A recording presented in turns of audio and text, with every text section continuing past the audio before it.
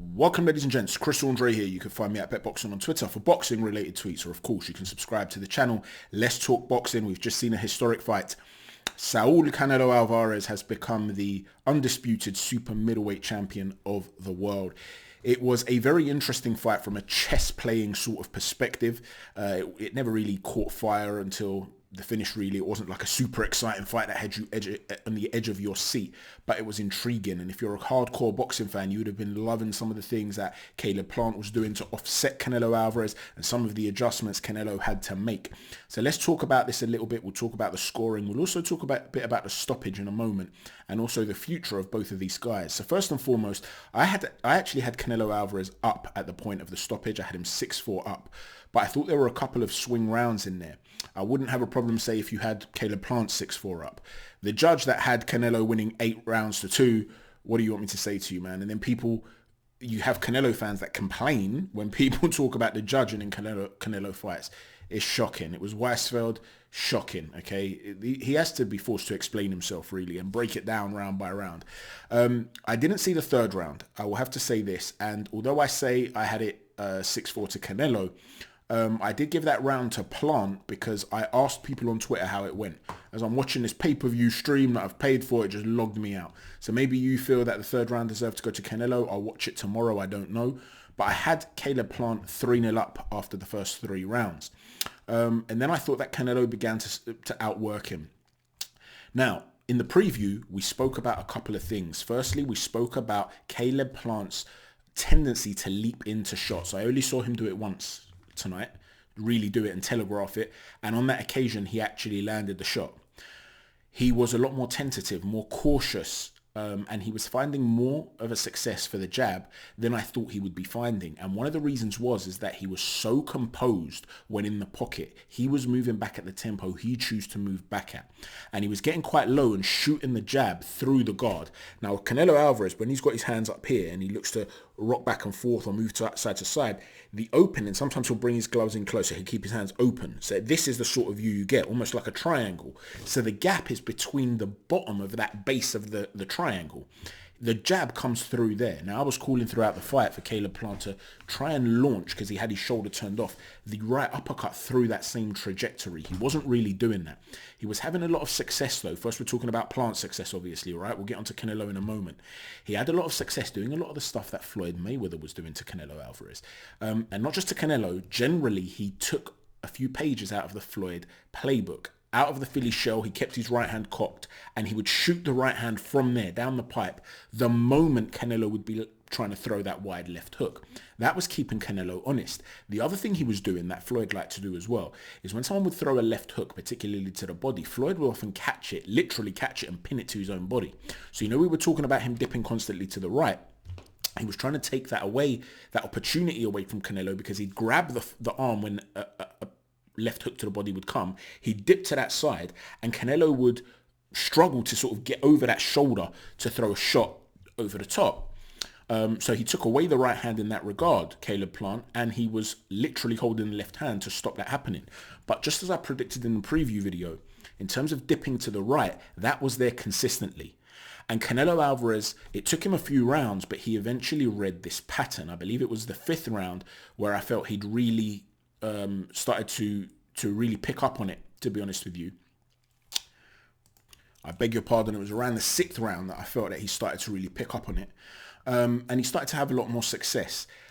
Even then, he was struggling really to line up Caleb Plant with anything in terms of, Steve Bunce actually spoke about this, he wasn't really setting things up particularly well.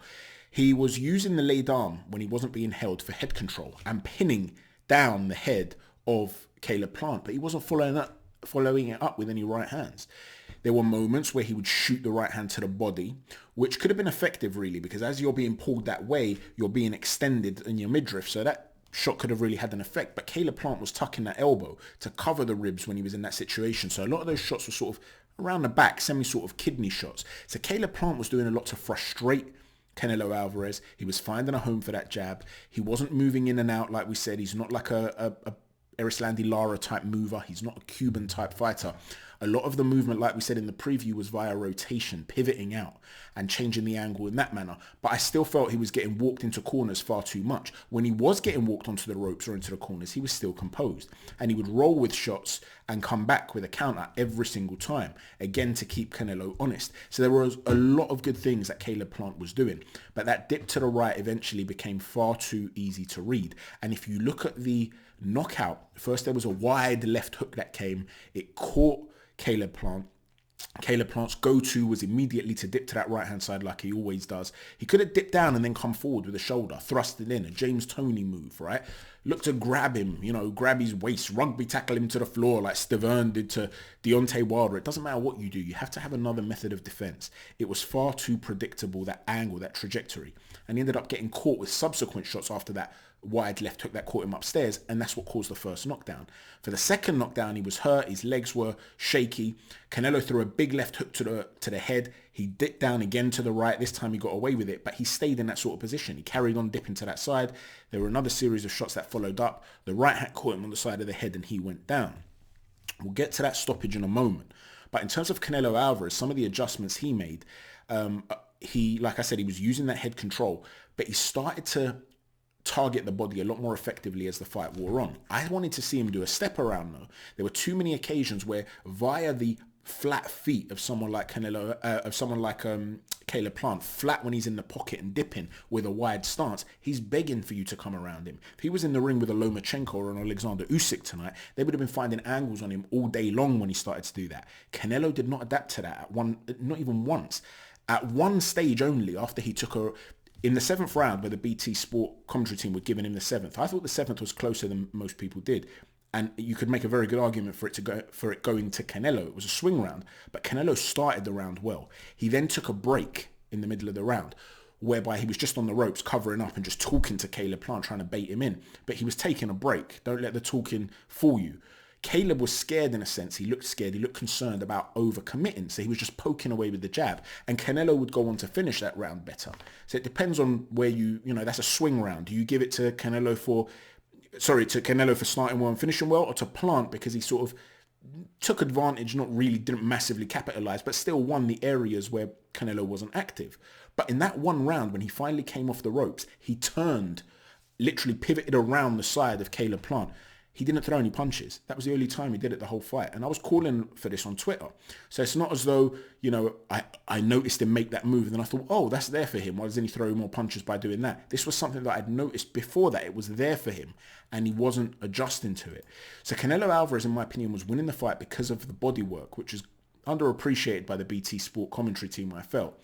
But nonetheless, he wasn't capitalizing on holes, on gaps that he was finding, in my humble opinion. Eddie Reynoso was frustrated with him. I don't know what they were saying in Spanish, but you could see he was uncomfortable with Canelo at one point. And it was just one of those things whereby I felt as though Canelo was very, very frustrated because Caleb Plant did a lot better in certain areas than I expected him to do. Although what cost him the fight, like I said in the preview, it will either be Canelo late or Canelo on points.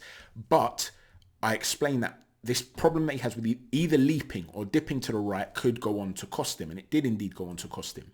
But what I didn't expect is Caleb Plant to have such good composure in the pocket. He was the one dictating the tempo. He wasn't moving back frenetically in the way you saw Callum Smith just moving back, the way you saw Billy Joe Saunders overworking at times. You didn't see that. He was dictating the tempo. And I thought that was very, very impressive from Plant. I wish I'd seen a little bit more of the right hand via the uppercut through that center line, through the center line, but coming from low.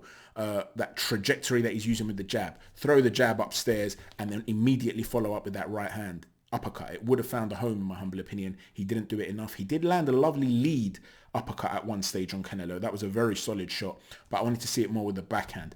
Overall, really good win on paper for Canelo Alvarez, and it turns out, Caleb Plant was a worthy adversary. But I do think, and I will say this, right, bear in mind, I had Canelo 6-4 up at the time of the stoppage, let alone that round. That round would have been a 10-7 round. So clearly I would have felt that Caleb Plant would have needed a knockout in the final round, something that I don't think he would have gone on to get. So this is not me saying Caleb Plant was robbed in any way, but I do think that the stoppage was premature. And the reason I say this is because Yes, he went down. His legs were wobbly after the first knockdown. The second knockdown, his legs had yet to really recover. He was only caught really with one solid shot on the side of the face. Then he began to get up when he went down within 2 seconds. And I actually recorded this on the TV and actually put it up to somebody who was laughing at me basically and saying, what you're talking about, his legs were gone. But here's what you have to understand. This is not me doing what, Wilder and Fury fans were doing when they were arguing about, has this been 10 seconds or not? I'm not questioning the count. I'm questioning the referee because I'm simply saying to you, after 2 seconds, he went down on 158. And on 156, with a very lucid look on his face, he begins to sit up. He's getting up. He would have been up by the count of 4 or 5. Now, when you are a world champion and you are fighting for the undisputed super middleweight championship of the world, the referee has to let you get up. You're on your way up. You haven't been smashed. You haven't eaten a shot that gave you whiplash and rolled your eyes to the back of the head. Your head bounced off the canvas because you were like a dead man. It was nothing like that. He went down. He looked tired. He looked like his legs had been wobbled. Give him a chance to get up. Have a look at him. He might stand up. You might look at him, not like the look in his eyes, and wave it off. He might stand up and be a little bit unsturdy on his feet. You'll wave it off. No problem. But at least look at the dude. And the irony is that one or two people that have said to me, it wasn't premature, he had to stop it, he would have ended up getting knocked out, what's the point? Those same people were praising Jack Reese for giving Tyson Fury the benefit of the doubt in the first Wilder fight and letting him get up. Well, at no point was Caleb Plant as hurt as Tyson Fury was in that first Wilder fight. Let the guy get up. You never know. Maybe Canelo Alvarez, who did need a break in that 7th round, maybe he would have punched himself out. Maybe looking for that knockout, he would have been absolutely shattered and it would have been a sitting duck in the 12th. And Caleb Plant, knowing he needed a knockout, his legs might have recovered and he might have come flying at a very tired Canelo Alvarez. Who knows what could have happened? At worst case scenario, you would have had the contender for round of the year with Canelo countering a very, very game Caleb Plant who knows he needs a knockout, right? So from a sheer perspective, the undisputed super middleweight championship, you have a lucid champion getting up after literally 2 seconds. To me, it's a premature stoppage. I don't think it made a difference in the outcome of the fight, but I still believe that we need to have a little bit more consistency. Had this been the other way around and Canelo had gone down, and it was a shock that he'd gone down in the same way that it was a shock in a way that Caleb Plant went down. He was fine and got caught with a big shot. Would he have stopped Canelo if he was getting up after 2 seconds with a completely lucid look on his face? Come on, man. Let's have some consistency. Give a fighter a chance to get up, have a look at him, wave it off, unless it's such a devastating shot that, if his body's completely limp and his head's bounced off the canvas, then I can understand why you'd wave it off. I could understand it. But then you look at that Tyson Fury example and you can see that even then, guys can get up from that and win the rest of the round. So let me know what you think about this fight. Where do they go from here? For me personally now, listen, Carl Frampton I really like, right? A lot. I think he's a brilliant guy. I love the fact that he's been speaking up against certain things in this world, to be honest with you. So as his wife actually on Twitter, which are unjust. He's a good guy. I like him. He's got great character. But he keeps bringing up Maris Briedis as being a legitimate target for Canelo Alvarez at cruiserweight. I will say this, I will be very, very, very surprised if Canelo Alvarez was to beat any of the top cruiserweights. I cannot see it, but I'd love to hear a technical breakdown by Frampton. I'd love to know his reasoning, because for me, there's too much talent there to be offset. Let's say you believe Canelo's got more talent than Briedis, he's more skilled. The size difference, there's too much talent there, too much skill set for Briedis to allow that offset of size. And also, Briedis isn't afraid to fight quite a sloppy fight where he's holding someone and he can be very dirty. He can lean on you and do things like that. If he's willing to do that to other cruiserweights, go look at that Perez fight. Who was the other guy that he beat where he landed a dirty elbow? I can't remember off the top of my head now, but the point is Briedis is willing to get down and dirty. Canelo Alvarez needed breaks today. And although he was loading up on those shots against Caleb Plant did not really impose on him physically. Early in the fight, another thing I liked that he was doing is literally grabbing the lead shoulder of Canelo Alvarez and moving him around to step around him. This is what I talk about sometimes when I say affecting a guy's construct. These are the sort of things that I keep saying AJ should try to do against Usyk, literally moving a guy's body. Well, if Caleb Plant's able to move Canelo about a little bit like that, Briedis is going to be able to, and he's going to lean on Canelo and make him carry his weight. And if he's taking energy out of Canelo, this is Plant, by doing this after 2-3 rounds and just letting him tee off and frustrating him. Imagine what leaning on him as a big cruiserweight's going to do. It takes its toll. As for Lawrence Okoli, we know that he can punch downwards. We've seen that consistently, and we know that he can tie a guy up. I did a very detailed technical preview of the skill set of Okoli, focusing on a variety of things, particularly his inside game in the build-up to the Glavatsky fight. I will put the link of the stoppage from the little tweet that I put up to show you the 2 seconds and how lucid his face was, as well as the preview for the Okoli fight in the description box of this video. If you guys got nothing to do, you can watch it and try to figure out how someone like Canelo Alvarez would cope with being smothered and mauled like that. And Okoli carries power too. So my point is this: would Canelo go on and do something major at a light heavyweight? From what I've seen right now, it would probably be a step too far. I believe, maybe Beterbiev will age. Who knows? Beterbiev can be hurt. So that would be an interesting fight. I've no doubt that Canelo could potentially hurt Beterbiev. But Beterbiev's short power, in my opinion, would be too much for Canelo.